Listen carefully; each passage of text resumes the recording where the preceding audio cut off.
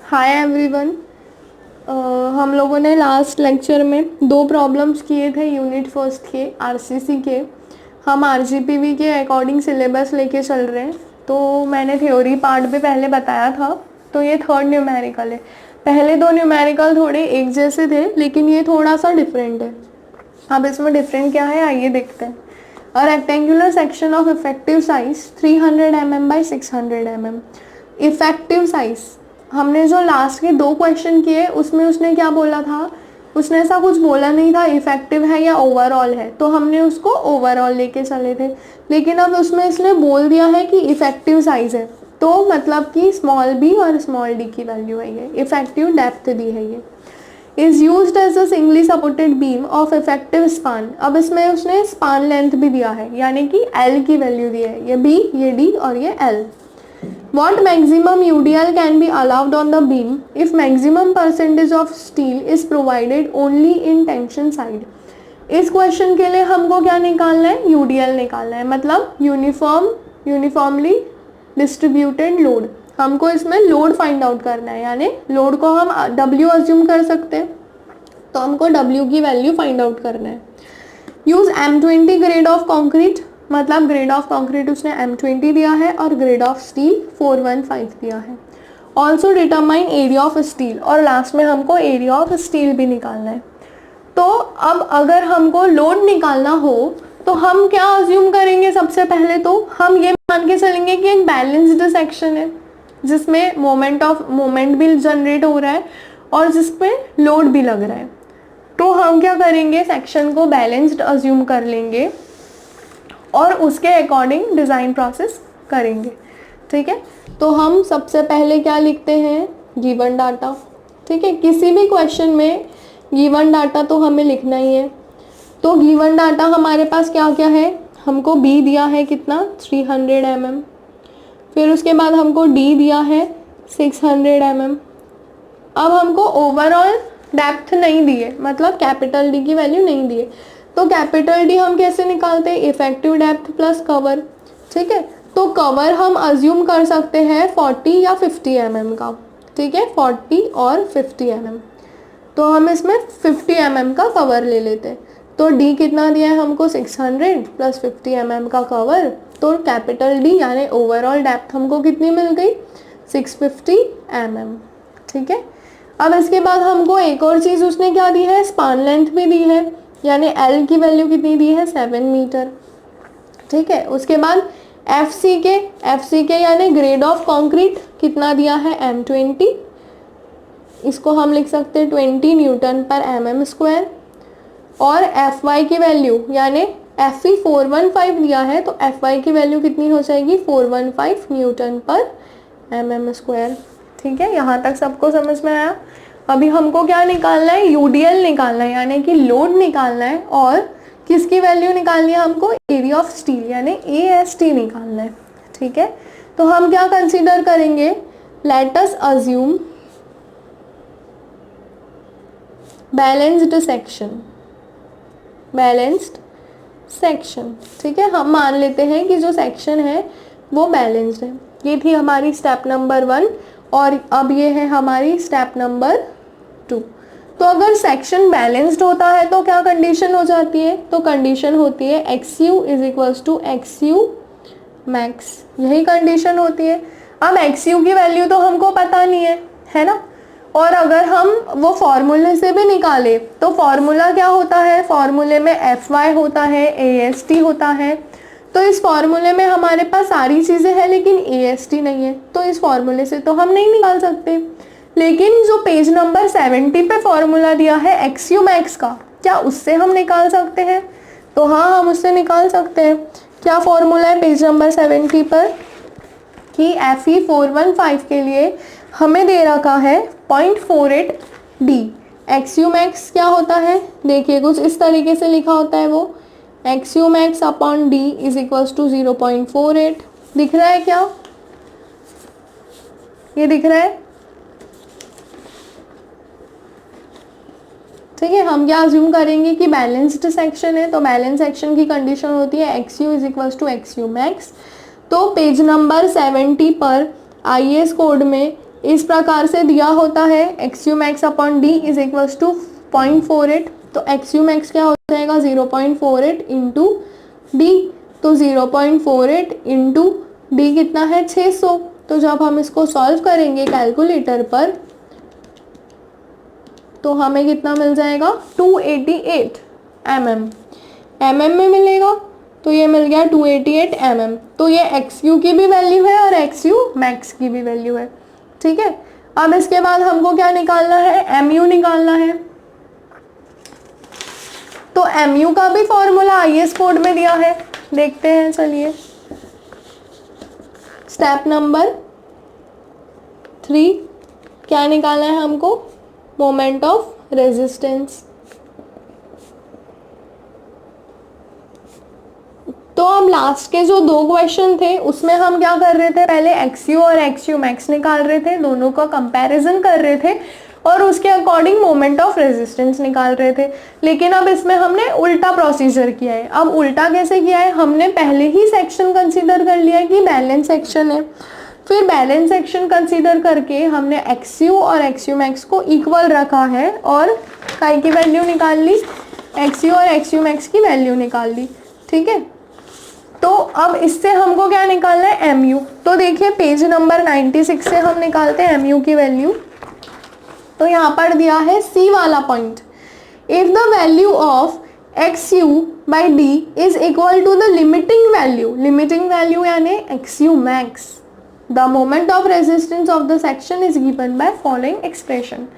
जब balance section होता है तब हमको क्या रिफर करना है, हमको रिफर करना है IAS 456/2000 पेज नंबर 96 और कौन सा पॉइंट, सी वाला ब्लॉक।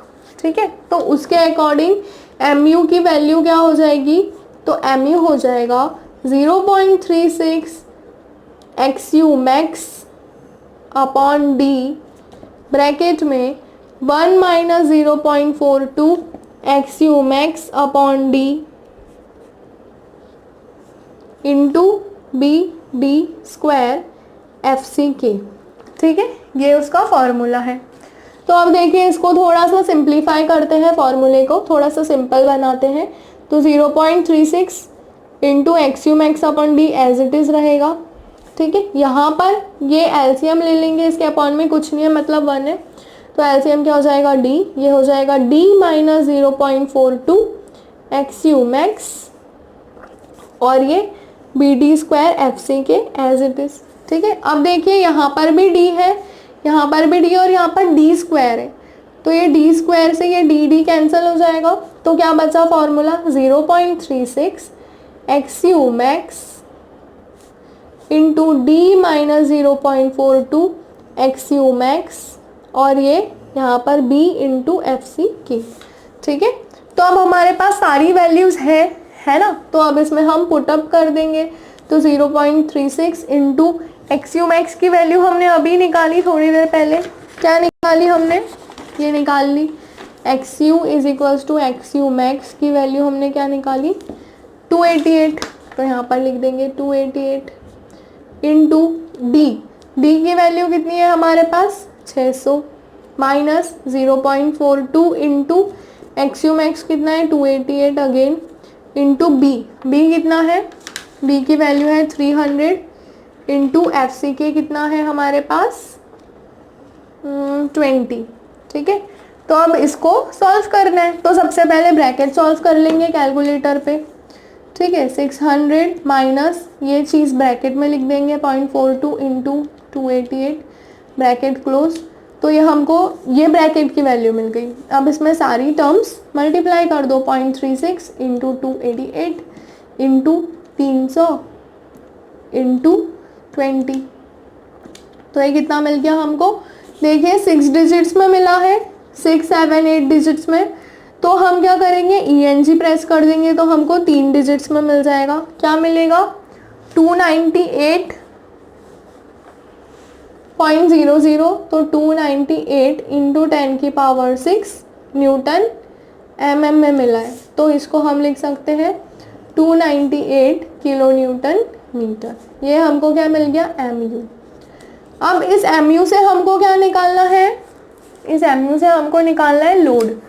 तो हमको पता है हमने पहले भी सॉल्व किया है टॉस में, सॉम में हमने क्या सॉल्व किया है, मोमेंट हम कैसे निकालते हैं, मोमेंट हम निकालते हैं WL²/8 से। तो mu क्या हो जाएगा, WL²/8। तो अब देखिए क्वेश्चन में हमको L तो दिया है क्वेश्चन में, mu हमने अभी निकाला, तो यहाँ से हमको WU की वैल्यू मिल जाएगी, है ना। तो इसको हम लिख देते हैं फॉर्मूले में, ये हो जाएगी हमारी स्टेप नंबर, ठीक है, इसको एज इट इज रहने देते। तो यहाँ से mu तो हमने अभी निकाला, तो इसको लिख देंगे 298 को, WU को भी एज इट इज रहने देंगे, और L की जगह पे क्या रख देंगे, 7 का स्क्वायर अपॉन में 8। तो जब हम इसको सॉल्व करेंगे कैलकुलेटर पर, तो हमें कितना मिल जाएगा, 298 इंटू 8 डिवाइड बाय 7 का स्क्वायर। तो ये हमें कितना मिल गया, 48.65, ठीक है। WU की वैल्यू हमको कितनी मिल गई, 48.65 किलो न्यूटन पर मीटर, किलो न्यूटन पर मीटर में होगी ये, है ना, लोड की वैल्यू। तो अब ये तो क्या निकला है, हमारा अल्टीमेट लोड निकला है, WU यानी अल्टीमेट लोड, क्योंकि mu था तो mu से WU मिलेगा हमें, है ना। तो अब हमको इससे क्या निकालना है, एक्चुअल लोड निकालना है। तो एक्चुअल लोड हम कैसे निकालेंगे देखते हैं स्टेप नंबर 4 में। तो अल्टीमेट लोड से हमें जब एक्चुअल लोड निकालना होता है तो हम क्या करते हैं, अल्टीमेट लोड को फैक्टर ऑफ सेफ्टी से डिवाइड कर देते हैं, एक्चुअल लोड। तो फैक्टर ऑफ सेफ्टी हमको कितनी लेनी है, 1.5। ये जब मैंने थ्योरी के लेक्चर्स करवाए थे तो उसमें मैंने बताया था फैक्टर ऑफ सेफ्टी का क्लॉज, जो कि आपको दिया है पेज नंबर 68 पर, ठीक है, ये दिया है पेज नंबर 68 पर, आप चाहे तो वहाँ पर देख सकते हैं। तो अब इसमें हम वैल्यूज़ रख देंगे, 48.65 अपॉन में 1.5। तो यहाँ से हमको W मिल जाएगा। तो W कितना मिलेगा सॉल्व करने के बाद, देखते हैं, 48.65 डिवाइड बाय 1.5। तो ये हमको मिल गया 32.43 किलो न्यूटन पर मीटर, ये हमको मिल गया W। लेकिन हमें क्या चाहिए, क्वेश्चन में उसने क्या बोला है, देखिए क्वेश्चन दिखाती हूँ मैं आपको।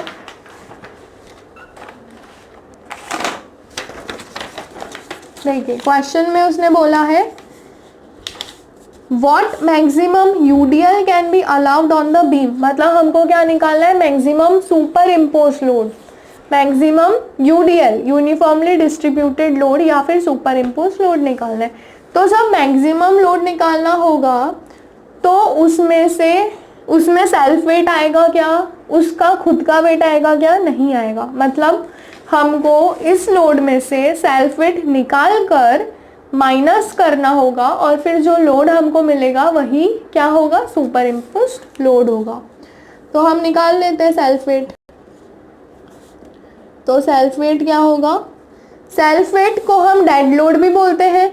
ये भी मैंने आपको कब बताया था, जब थ्योरी पोर्शन हम कर रहे थे तब मैंने बताया था कि सेल्फ वेट को हम डेड लोड भी बोलते हैं, और उसका फॉर्मूला भी मैंने बताया था। तो उसका फॉर्मूला क्या होता है, गामा यानी unit weight of material into b यानी width of material, depth of material, d into length यानी स्पान लेंथ, ठीक है। तो अब गामा तो क्या है, यूनिट वेट ऑफ मटेरियल। अब हम कौन से मटेरियल की बात कर रहे हैं यहाँ पर, आरसीसी की। तो आरसीसी के लिए यूनिट वेट क्या होता है, तो आरसीसी के लिए गामा की वैल्यू होती है 25 किलो न्यूटन पर मीटर क्यूब। तो हम यहाँ पर ले लेंगे 25 इंटू बी। अब किलो न्यूटन पर मीटर में चल रहा है क्योंकि, तो हम ये जो बी हमारे पास वैल्यू है, कितनी वैल्यू है हमारे पास, देखिए 300 mm है ना, 300 mm है। तो इसको भी हम काय में चेंज कर देंगे, मीटर में। और डी कौन सा लेना है, आप कैपिटल डी लेना है, ठीक है। तो इसको भी हम काय में चेंज कर देंगे, मीटर में, mm से मीटर में। तो ये क्या हो जाएगा 0.3 और ये हो जाएगा 0.65 मीटर और ये हो जाएगा 0.3 मीटर। ठीक है, तो यहाँ पर वैल्यू रख देंगे 0.3 दिख रहा है प्रॉपरली और यहाँ पर हो जाएगा 0.65 और L हमको क्या लेना है 1 यूनिट वेट। जब हम वेट निकालते हैं तो स्पान लेंथ को यूनिट कंसीडर करते हैं। ठीक है, तो L की जगह पर हमें 1 लेना है। तो जब हम इसको सॉल्व करेंगे तो हमें कितना मिल जाएगा, हमें मिल जाएगा, सॉल्व कर लेते हैं, 25 इंटू 0.3 इंटू 0.65 तो मिल गया 4.875 किलो न्यूटन पर मीटर। ठीक है, ये हमको क्या मिल गया, डेड लोड या फिर सेल्फ वेट। तो हम इस सेल्फ वेट को हम इस वेट में से माइनस कर देंगे तो हमें क्या मिल जाएगा, यूडीएल मिल जाएगा या फिर सुपर इम्पोज्ड लोड मिल जाएगा।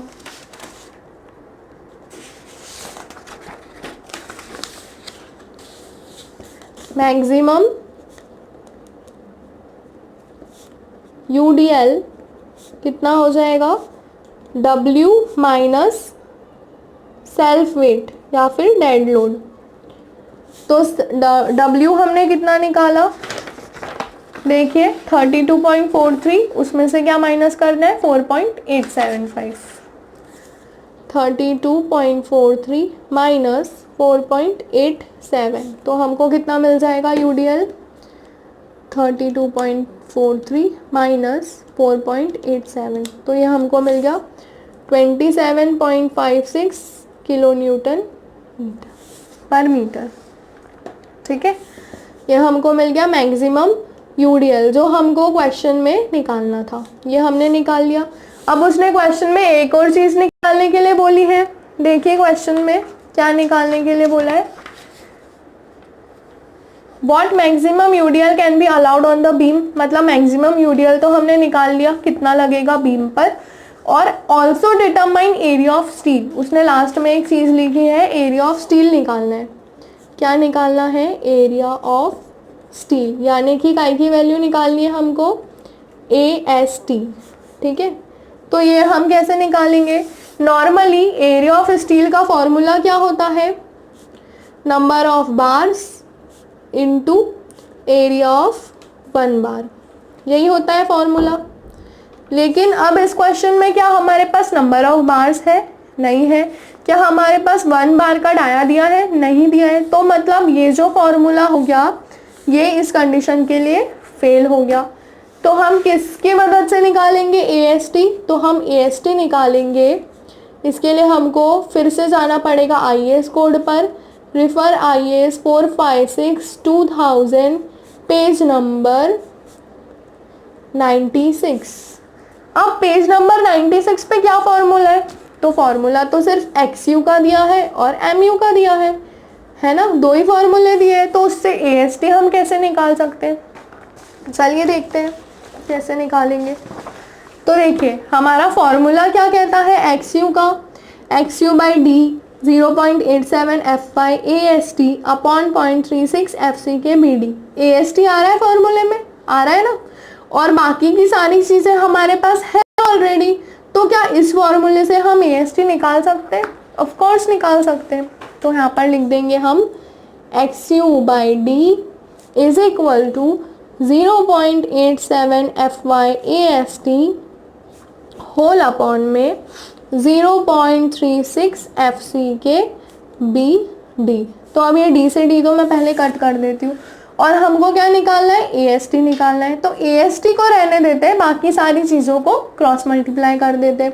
तो फॉर्मूला क्या बन जाएगा, देखिए XU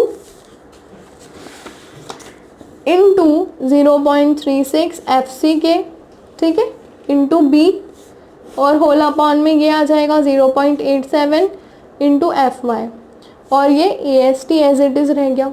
ठीक है, तो AST की वैल्यू क्या आ जाएगी, अब वैल्यूज पुट अप कर दो। XU हमने कितना निकाला था, XU हमने निकाला था, देखिए XU हमने निकाला था 288, तो यहाँ पर लिख देंगे 288 इंटू 0.36 इंटू FCK कितना दिया है 20 इंटू B हमारे पास कितना है 300 mm, ठीक है, होल अपॉन में 0.87 इंटू FY यानी कि 415।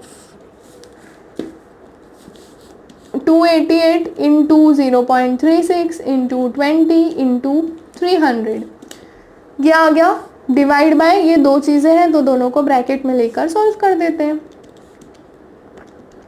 Bracket close is equals to 1722.97 1722.97 mm²। तो ये हमको क्या मिल गया AST। कभी भी आप क्वेश्चन सॉल्व करोगे तो ये ऐसे रिफर IS कोड करना ना भूलें और यूनिट्स लगाना ना भूलें, ठीक है। और अगर हम ऐसे स्टेप बाय स्टेप डाल के चलेंगे, step number 5, step number 4, step number 3, इस तरीके से अगर हम डाल के चलेंगे तो थोड़ा सिस्टमैटिक लगेगा, एग्जाम में चेक करने वाले को भी लगेगा कि हाँ भाई इसने कुछ पढ़ लिख के किया है, ठीक है। अगर आपको वीडियो पसंद आई हो तो लाइक करें, अगर कुछ डाउट्स हो तो कमेंट बॉक्स में कमेंट करें, और अगर आपने अभी तक चैनल को सब्सक्राइब नहीं किया है तो प्लीज़ इसे सब्सक्राइब करना ना भूलें। Thank you.